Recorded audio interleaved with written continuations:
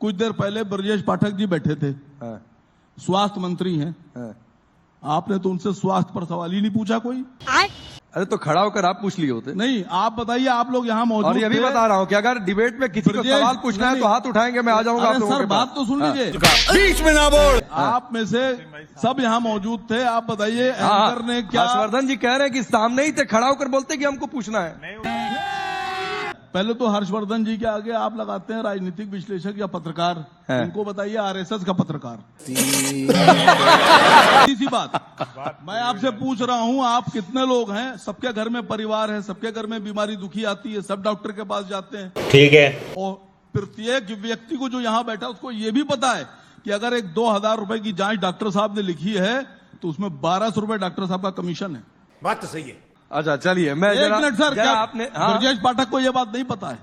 क्या ब्रजेश पाठक को इस पर कार्रवाई नहीं करना चाहिए? अरे तो ब्रजेश पाठक जी चले गए भाई, उसी से मैं आपको पूछना था। आप राकेश जी करेंगे, आप सिफारिश करने में लगे हुए थे। ये मान गए ना, आपका काम हम कर रहे हैं।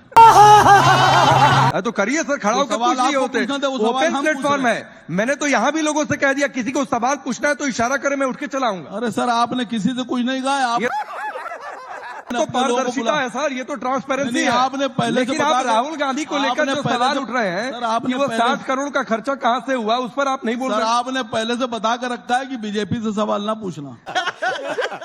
मैं ये कहूंगा आप लोगों को, असीम वकार जी को या तो जानकारी नहीं या झूठ बोलने की आदत है। अगर एक दिन भी मोदी सरकार में 24-25 डॉलर का क्रूड बिका होगा तो मैं टीवी पर, चैनल पर आना बंद कर दूंगा। ये फंस गया। आप लोग सब खोज लीजिए, इतना झूठ बोलते हैं असीम वकार। और आपके पास समय है, आप बताइए 24-25 डॉलर कभी भी होगा, बताइएगा। अभी बता था भाई। पेट्रोल पर बात हुई, फ्यूल पर, तो देश की जनता के सामने एक फैक्ट रखना जरूर चाहिए कि 2004 से 14 के बीच में जो क्रूड ऑयल है वो 217% से बढ़ा था, और तब पेट्रोल और डीजल लगभग 60 रुपए के आसपास बिक रहा था।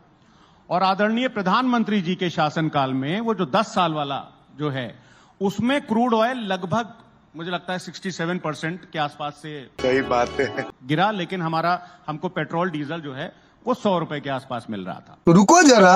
अब हर्षवर्धन जी, अब आप जाइए यहाँ से। अब देखिए जवाब मिल गया आपको। आपको नहीं सर, वो बात नहीं। बस हवा निकल गई।